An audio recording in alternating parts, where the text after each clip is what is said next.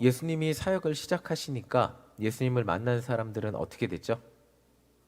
예수님을 만난 사람들은 모두 치유받고 회복됐습니다. 지난주 누가복음 4장을 보면 지지난번에 제가 설교드린 베드로의 장모가 회복되는 장면, 그 장면으로 말씀을 나누었습니다. 진정한 회복은 단순히 병에서 회복되는 것 이상을 의미한다고 말씀을 드렸습니다. 병에 걸렸다는 것은 아무것도 할 수 없이 누워 있었잖아요. 열병에 걸려서 누워 있는 사람이 무기력한 상태에서 회복되어서 다시 일어나서 그냥 단지 무언가를 할 수 있는 자유로움이 생긴 이상 그 자유로움을 가지고 예수님을 시종드는 삶이 되었다는 것, 이것까지가 진정한 회복된 삶이라고 말씀을 드렸습니다. 단지 누워서 아무것도 못하던 질병에 묶여있던 사람이 회복되어서 병에서 낫는 것만 의미하는 것이 아니라 나아서 무엇을 했느냐가 중요한데 나아서 예수님의 시종을 드는 삶이 되었다, 그런 모습이 되었다라는 것을 말씀을 드렸습니다. 오늘도 이 회복에 대한 이 기본적인 이해를 가지고 말씀을 나누어 보도록 하겠습니다. 예수님이 이제 그 갈릴리 지역에 나타나시니까 귀신도 내어주시고 쫓아주시고 많은 사람들 병자도 고쳐주셨습니다. 그러니까 사람들이 막 너도 나도 예수님을 찾아왔습니다. 예수님은 갈릴리 호수에서 하나님의 말씀을 가르쳤는데 사진 한번 보겠습니다. 갈릴리 호수 사진 한번 보여주세요. 저렇게 파랗더라고요. 저렇게 생겼는데 숨은 그림 찾기입니다. 제가 있습니다. 제가 어디 있을까요? 저기 여기 있습니다. 카메라 들고 있는 남자 뒷모습 있는데 저렇게 잔잔한 이렇게 쭉 펼쳐진 아름다운 자연에서 예수님 말씀을 전했을 겁니다. 저쪽 바다 쪽이 아닌 반대쪽 향해서 사람들에게 말씀을 전했다고 합니다. 학자들에 따르면 저 지형에서 말씀을 전하면 어떤 극장같이 울리는 지형이 형성돼서 예수님이 말씀하면 멀리까지 퍼져나갔을 거라고 그렇게 설명을 합니다. 사람들이 너무 많으니까 예수님은 한 배에 오르셔서 사람들을 가르치셨습니다. 그 배가 누구 배죠? 시몬 베드로의 배였습니다.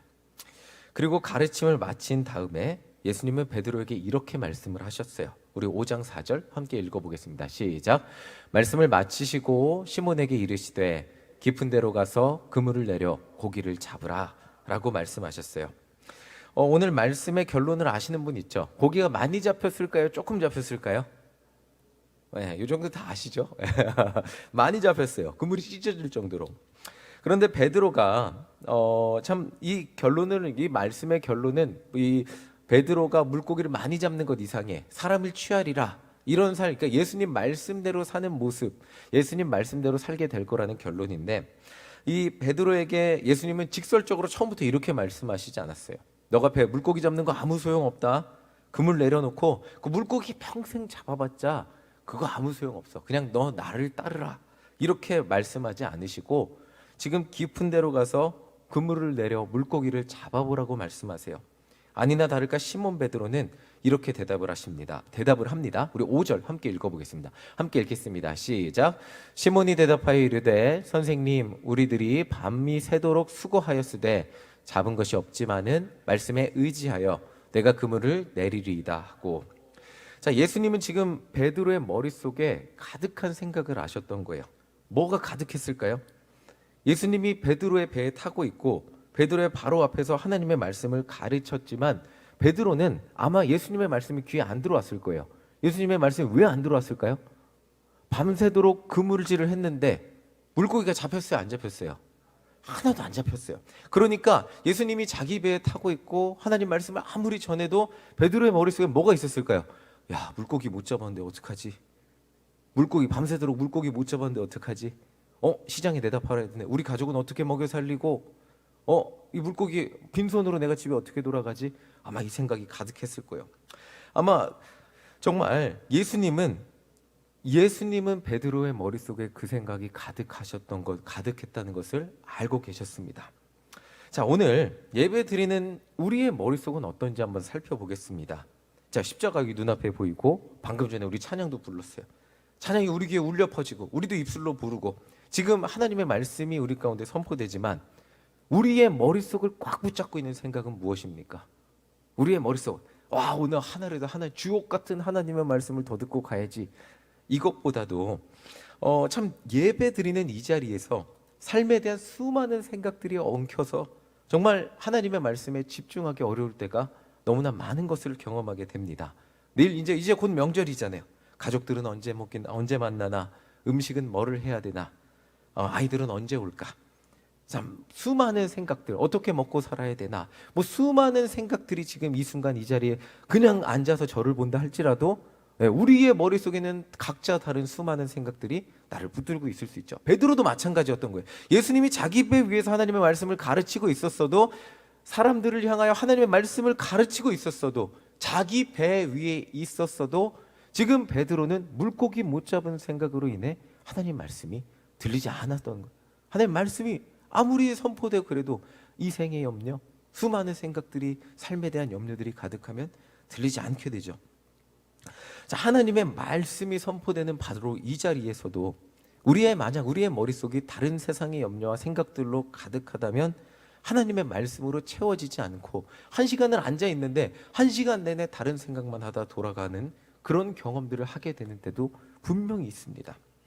자, 특별히 오늘 베드로는 예수님이 옆에서 자기 배에서 아무리 하나님의 말씀을 전했어도 그 말씀이 들려오지 않았죠. 그 이유는 밤새도록 물고기를 잡지 못했기 때문이었습니다. 실패의 경험이, 그리고 그 실패의 경험과 연결된 뭐죠? 미래에 대한 걱정이 그 사람을 사로잡은 거예요. 그냥 예수님이 아무리 자기 배에 있어도 그 밤새 실패한 경험이, 예수님이 아무리 내 뱃속에 있어도, 내 배 위에 있어도 실패한 경험이 우선이 되는 거예요. 그 실패한 경험이 뭐예요? 아무리 예수님이 나와 함께해도 미래에 대한 걱정이 있으면 예수님이 내 배 위에 있는 것이 보이지도 않고 들리지도 않고 그냥 그것이 아무런 의미가 없어질 때가 있다는 것입니다. 자, 예수님은 이런 베드로의 걱정을 정확하게 꿰뚫어 보시고 말씀하신 거예요. 나는 지금 너의 머릿속을 가득 채우고 있는 고민과 걱정이 무엇인지 알고 있다. 그런데 지금도 늦지 않았다. 지금 깊은 데로 가서 그물을 내려보라고 말씀하셨어요. 보통 제가 자료를 찾아보니까 저는 물고기 낚시를 아예 못해요. 한 번도 낚싯대를 해서 물고기를 잡아본 적이 없습니다.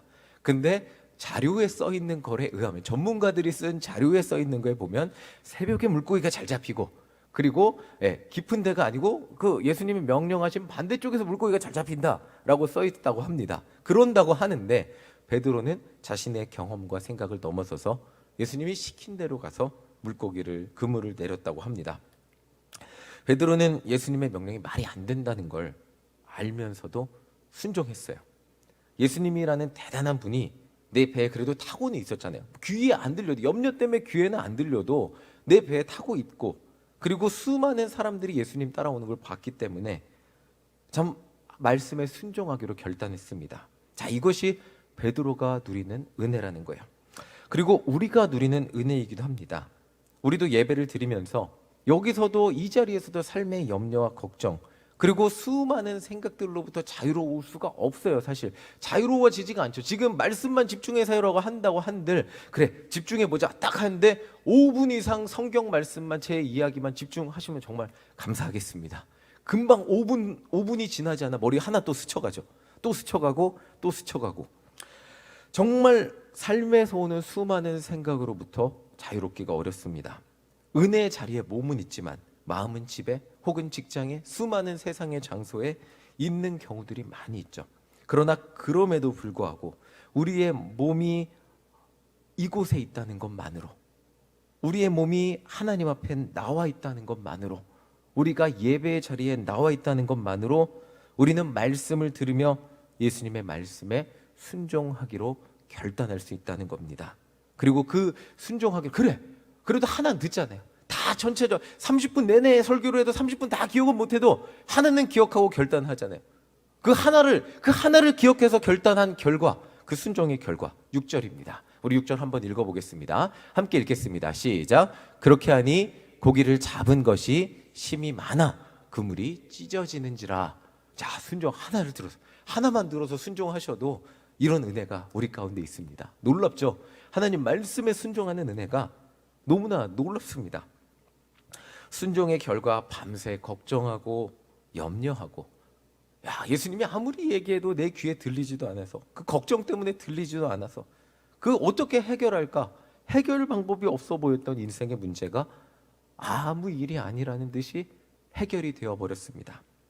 이렇게 잡힐 거면 내가 왜 밤새 헛그물질하고 왜 염려했지 할 정도로 물고기를 너무나 쉽게 많이 잡는 결과를 경험하게 되었어요.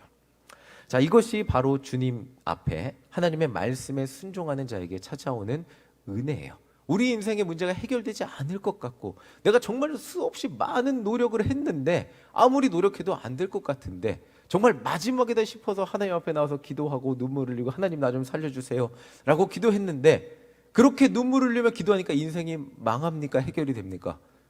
해결이 되잖아요. 네, 완전히 하늘이 무너져도 솟아날 구멍이 있다는 것을 경험하게 되잖아요. 그게 하나님의 은혜잖아요.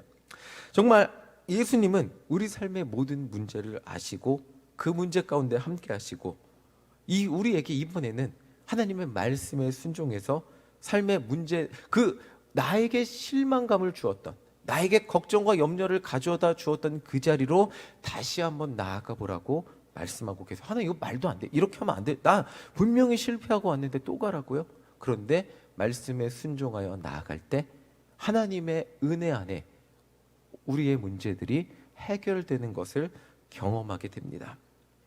자, 아무것도 아닌 것처럼 오늘 베드로는 해결을 했어요. 아니, 더 큰 하나님의 기적을 경험했죠. 내가 걱정했고 염려했던 것보다 훨씬 수월하게, 너무나 평안하게, 그냥 너무나 대단하게 응답이 되었습니다. 그렇게 예수님은 예수님께 나온 우리들의 모든 걱정과 염려를 아세요. 베드로의 생각을 아셨던 것처럼 오늘 여러분들의 기도의 걱정과 염려, 기도가 안 되는 이유, 예배에 집중이 안 되는 이유, 십자가를 바라보지만 십자가에 집중이 안 된 이유를 아세요. 그리고 우리들이 기도할 때 내가 너희들의 걱정과 염려를 안다, 나와 함께 해결해 보지 않을래? 라고 말씀해 주시는 것이 예수님의 은혜라는 거예요. 그리고 우리가 순종할 때 그 순종을 통하여 해결받게 하시는 것이 예수님의 은혜라는 것입니다. 이 은혜가 오늘 예배에 참석한 우리 가운데, 우리 모든 성도님들 가운데 있기를 간절히 소망합니다. 정말 아멘이시죠? 이런 은혜가 있기를 소망합니다. 자, 대부분 사람들이 바라는 은혜는 요 정도까지만 돼도 좋을 거예요. 문제만 해결받는, 얼마나 좋습니까? 걱정 없고 문제 해결되고 물고기를 그물이 찢어질 정도로 잡았으니 이제, 근데 그 당시에는 냉동 기술도 없잖아요. 뭐 팔아봤자, 이거 찢어질 정도로 잡아봤자 뭐 그날 팔고 또 다시 끝없는 삶의 굴레, 먹고 사는 문제의 굴레에 여전히 베드로는 있을 수밖에 없었어요. 그런데 성경이 우리에게 말해주는 것은 그 이상의 것을 말해주고 있어요. 우리 8절 함께 읽어보겠습니다. 8절 함께 읽겠습니다. 시작. 시몬 베드로가 이를 보고 예수의 무릎 아래에 엎드려 이르되 주여 나를 떠나소서 나는 죄인으로소이다 하니, 삶의 문제를 해결받은 베드로는 너무 행복했을 거예요. 그 순간에 물고기를 잡지 못해서 걱정했고 염려했던 문제가 해결되니까 얼마나 시원해요. 그런데 베드로는 생각하지도 못했던 반응을 보이고 있어요. 뭐 했어요 지금? 무릎 앞에 엎드려 이르되 주여 나를 저 같으면 예수님 떠나지 마세요. 한평생 물고기 내가 그물 내릴 때마다 그물 찢어지게 잡게 해주세요. 아싸, 이렇게 했을 것 같은데 베드로는 주여 나를 떠나소서라고 말하고 있어요. 심지어 뭐라고 말해요?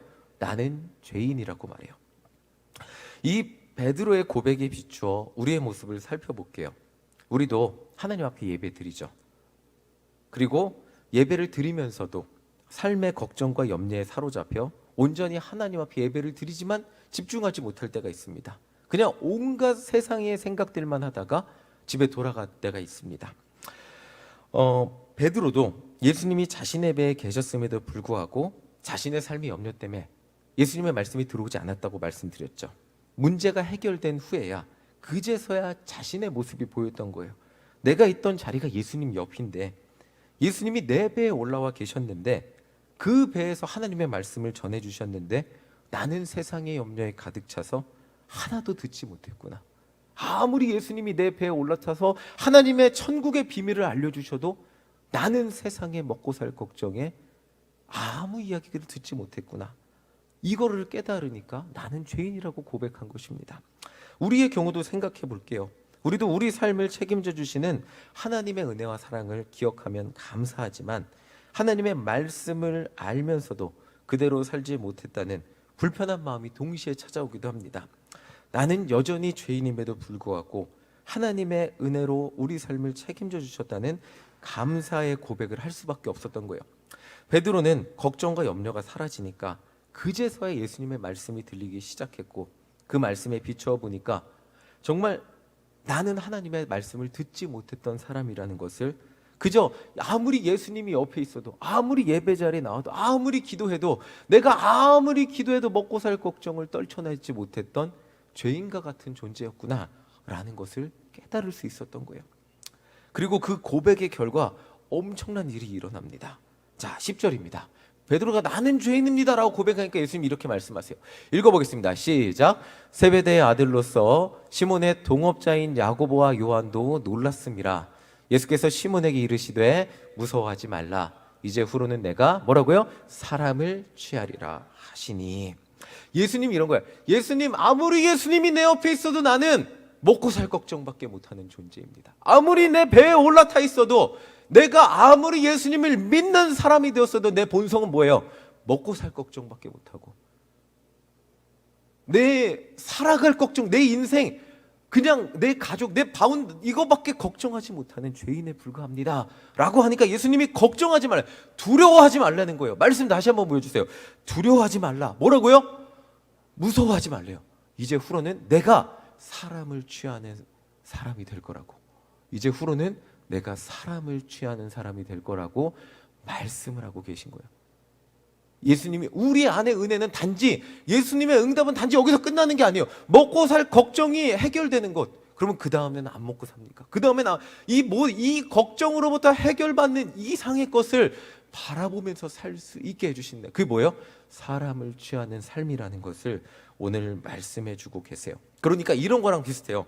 누가복음 4장에서 베드로의 장모가 열병에 걸려서 아무것도 하지 못하고 누워있어요. 베드로는 지금 물고기를 잡지 못해서 예수님이 옆에 있어도, 예수님이 말씀을 해도 아무것도 듣지 못하는 상태예요. 똑같은 거예요. 열병에 걸려서 누워있는 거나 베드로가 아무것도 하지 못하는 거나 똑같은 거예요. 그런데 예수님을 만나서 회복되니까 베드로의 장모는 예수님을 시중들게 되었고, 베드로는 예수님을 만나서 삶의 문제를 해결받으니까 예수님을 따르는 사람이 되어서 영혼을 취하는 사람이 되었다는 거예요. 제가 미국에 있을 때 제 머릿속에 몇 번 많이 말씀드렸어요. 이제 8년이나 있으니까 제 머릿속은 돈밖에 없어요. 돈이었어요. 돈. 이제 8년의 시간이 흘러서 이제 미국 기억이 많이 미화됐어요. 한국 처음 왔을 때는 담임 목사님께 제가 다시는 미국 가기 싫습니다 할 정도로 미국에 질려 있었는데, 이제는 가끔 한번 가보고 싶다 생각이 들 정도로 많이 미화가 됐는데, 아직도 기억나는 것, 사진 한번 보여주세요. 아직도 기억나는 건 이거예요. 이렇게 미국이 눈이 이렇게 많이 와요. 차 저게 다 덮일 정도로 눈이 와요. 2월 달에 한 일주일 내내 눈 내려요. 그러면 저 트럭 같은 게 다 덮여요.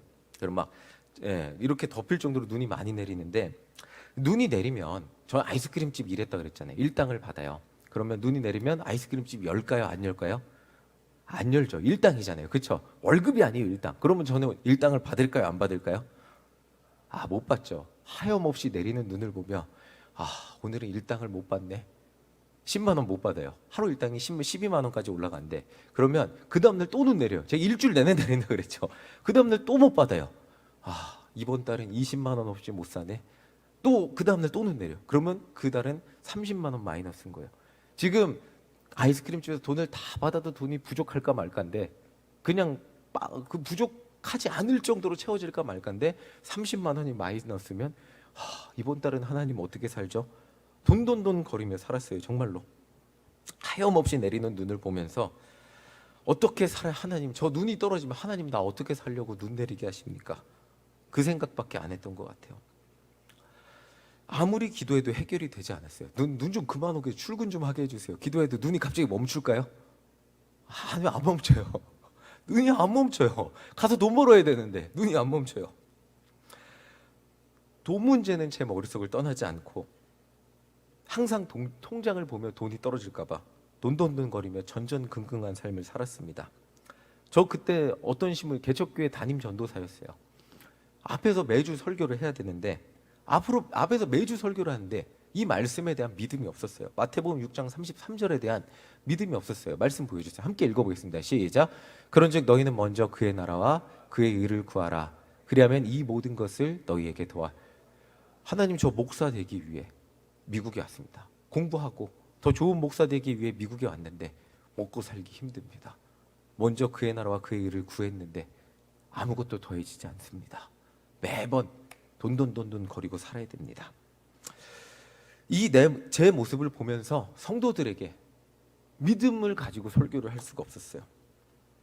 하나님, 먼저 그의 나라와 그의 의를 구했는데 저는 이 설교를 할 수 없습니다 라고 항의하듯이 기도할 수밖에 없었어요.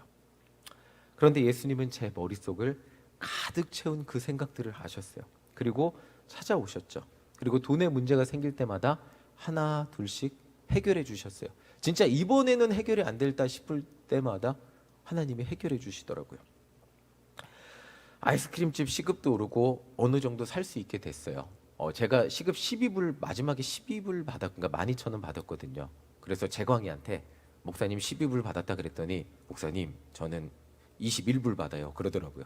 근데 뭐 시간 차이가 있으니까 많이 받았는데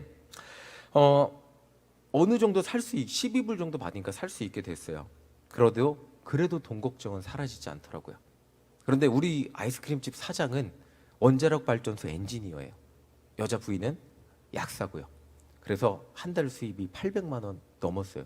어쩔 때는 1000만 원 정도 벌었어요. 그런데 그래도 돈 걱정하더라고요. 네, 그래도 돈 걱정하더라고요. 돈돈돈 거리면 저만 돈돈돈 거리며 사는 게 아니라는 것을 보게 됐어요. 어느 날 이 찬양을 듣는데 하염없이 눈물이 났어요.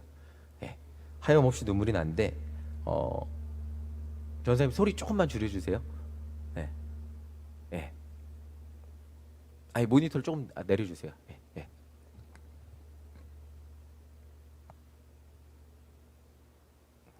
예. 항상 돈돈돈 거리며 살았는데 어느 날 이 찬양을 듣는데 눈물이 났어요. 어떤 찬양이냐면 낮엔 해처럼 밤엔 달처럼이에요. 이게 뭐냐면 제가 돈이 부족해서 눈물이 나는 게 아니고 이 2절의 가사가 이게 있어요. 나의 입술은 주님 닮은 듯하나 내 마음은 아직도 추하여 받을 사랑만 계수하고 있으니 라는 가사였어요. 저는 걱정과 염려에 사로잡혀서 항상 돈이 없으니까 하나님 어디서 돈 좀 떨어지게 해주세요. 돈돈돈 거리고 사니까 이번 달은 또 어디서 되게 좋은 게 뭐냐면 가끔 한국에서 목사님들이 와요. 그러면 마정훈 전도사 차 운전 좀 해줘. 그러면 이렇게 운전해드리면 20만 원씩 주시거든요. 그럼 막 보너스가 생긴 것처럼 되게 좋았어요. 그래서 하늘에서 돈이 떨어지기를 기대하며 살았는데 그 제 모습이 보이는 거예요. 나의 입술은 주님 닮은 듯하나 내 마음은 아직도 추하여 받을 사랑만 계수하고 있으니 하나님 어디서 돈 좀 주세요라고 항상 기도했는데 나는 받기만을 위해 살았구나 라고 할 때 눈물이 나더라고요. 아무리 채우고 돈을 모으고 돈을 또 모아도 수입이 더 늘어났어요. 계속해서 늘어났어요. 아이스크림집 일하니까 매니저가 되고 시급이 올라가니까. 근데 늘어나고 또 늘어나도 돈은 항상 부족하더라고요. 그리고 항상 누군가가 채워주기만을 구하며 살고 있더라고요. 아무리 채우고 모아도 돈은 부족하기만 했기에 돈돈돈 거리는 제 모습은 사라지지 않는 것을 발견하며 눈물을 흘릴 수밖에 없었어요. 이 찬양을 부를 때 제가 얼마나 큰 죄인인지 깨달았습니다. 하나님, 나 좀 채워주세요. 제가 줄 생각은 하지도 못하고 제가 누군가에게 베풀어 줄 생각은 못하고 하나님, 나 좀 채워주세요. 나 좀 풍족하게 살게 해주세요. 나 좀 걱정 없이 살게 해주세요 라고 할 때 얼마나 큰 죄인인지 깨닫게 되었습니다. 예수님을 믿는데 나는 나누어 줄 여유가 없었구나. 항상 걱정과 염려로 나 살기에만 급급해서 누군가 나를 도와주지는 않나 그 생각만 하며 살았구나. 나는 참 죄인이라는 것을 깨닫게 되었습니다. 그때 이후 제 기도 제목이 바뀌었어요. 하나님, 없는 살림이라도 나누어 주며 살게 해주세요. 작은 거라도 하나라도 사주며 살게 해주세요. 그리고 그렇게 아주 작은 것을 나누어 주는데 정말 신기하죠. 이상하게 제 안에 피어나는 기쁨을 경험하게 되었습니다. 그때 나누어 줄 때 사람을 얻게 된다는 것을 깨닫게 되었습니다. 물론 아직도 부족합니다. 여전히 돈은 부족하고 여전히 돈 걱정이 때때로 저를 사로잡을 때도 있죠. 저도 돈을 가지고 살아가 세 아이의 아빠이기 때문에 그럴 때가 있습니다. 그런데 그 가운데 채워주시는 그 채워주시는 은혜, 돈 걱정, 때로는 걱정이 되죠. 걱정에도 불구하고 누군가에게 나눠주는 것, 누군가를 사랑하는 것을 멈추지 않게 해주시는 하나님의 은혜를 경험하게 됩니다. 여전히 저는 많은 돈은 없지만 돈 걱정에 무너지지 않고 영혼 구원을 위해 고민하고 기도하며 살아가는 것이 훨씬 행복한 삶이라는 것을 경험하고 이 앞에서 설교하며 살 수 있게 되었습니다. 말레이시아 선교를 갔을 때 난민 아이들을 섬기면서 고차나 선교사님이 이렇게 말하는 걸 들었어요. 하나라도 더 나눠주지 못해서 정말 마음이 아파하는 그 선교사님의 모습을 봤어요. 그 선교사님 두 분의 삶은 풍족하지도 않고 대단한 삶도 아닌데 자기는 부자가 아닌데 그 아이들에게 나누어 주면서 아이들이 막 달라 그러거든요. 근데 진짜 기뻐하시는, 진심으로 행복해하시는 모습을 봤어요. 사진 한번 보여주세요. 자, 이렇게 난민 아이들이 있어요. 저희 선교 갔을 때 코로나 전에 갔는데 정말 이 선교사님이 진심으로 나누어 주는 모습을 보면서 이것이 정말 복된 삶이, 더 행복한 삶이 여기 있구나라는 것을 선교를 통해 깨닫게 됐어요. 하나님은 우리를 부르십니다. 우리 삶의 걱정과 염려를 넘어선 삶을 부르세요. 돈이 뭐 10억 있고 20억이 있으면 우리 삶에 걱정이 없고 돈돈돈거리지 않고 살 수 있을까요? 그리고 10억 있고 20억이 있으면 돈이 많으니까 다른 사람들한테 나누어 주고 살 수 있을까요? 전혀 절대 그렇지 않다는 것을 우리는 경험하고 살아갑니다. 10억이 있어도 돈 걱정은 되고 20억이 있어도 돈 걱정은 되지만 그러나 적게 가져도 내 작게 가진 그것을 가지고 누군가를 위해 나누어 주는 삶을 살 때 하나님이 우리의 삶을 책임지시고 사람을 취하는 삶을 살 수 있게 된다고 오늘 우리에게 말씀해 주시고 계세요.